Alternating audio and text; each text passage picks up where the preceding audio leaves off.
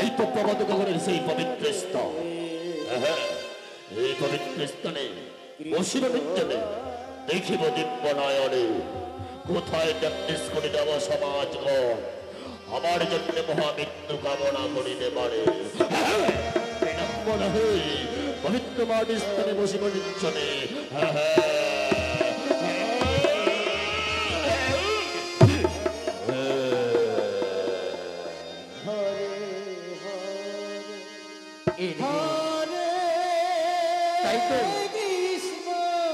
মনে বিরক্ত মাঝে নৃত্য করতে করতে যাত্রা পারলেন মর্তভূমি।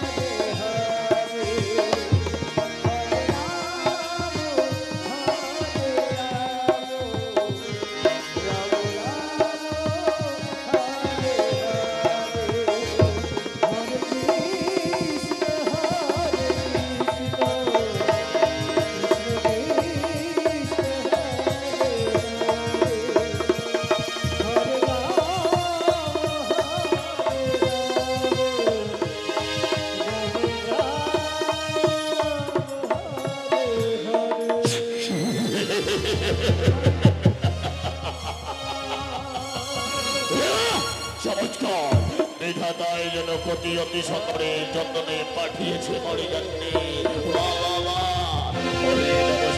তুমি আমার রোগ জয় মনে করে আমায় পালন করেছ। তোমার হেন রূপ জয় বলে আমার মনটা যেন উল্লাস হয়ে পড়েছে।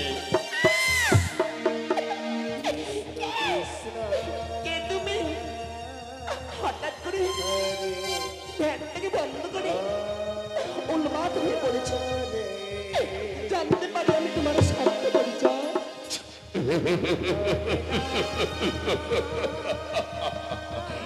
দেব সুন্দরী, তবে শোনো, অনাকালে অনাদেশকে সৃষ্টি করেছে মনে গুরুদেব ভস্য জোগাড় করিবার তরে ৩৩ কোটি নবসভা এক এক করে সমস্ত দেবদেবীগণ আমাকে পরায়স্ত করেছে। তাই তো দেবী সমস্ত দেবতাদেরকে পরাস্ত করবার পরে মনস্থ করেছিলাম আর কারো কাছে ভস্য চাইব না। কিন্তু হ্যাঁ, তোমাকে দেখবার পর আমি মনস্কামনা করেছি তোমার হস্তে যে পুষ্পমালা আমার কোলে নিবেদন করে তুমি আমায় স্বামিত্ব রূপে বরণ করবে। আমি তোমাকে আদর্শ রূপে বরণ গ্রহণ করে নেব। না জানাসে অসম্ভব। আমি এক দেবনানে তুমি সাধারণ দোষই যাবে। না না না, এ কখনো শোভা পায় না। তবে বেশ আমার নিত্য অনুসারে আমার আদর্শ যদি পালন করতে পারো তবে আমি তোমার আমার হস্তের পুষ্পমালা নিবেদন করে আমি তোমাকে ভক্তিরূপে বরণ করে নেব।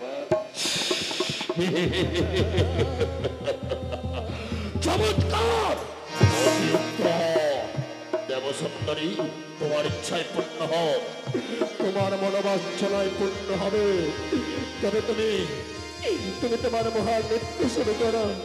তোমার নৃত্য অনুসারে আমি তোমার মনটাকে জয় করো বাবা।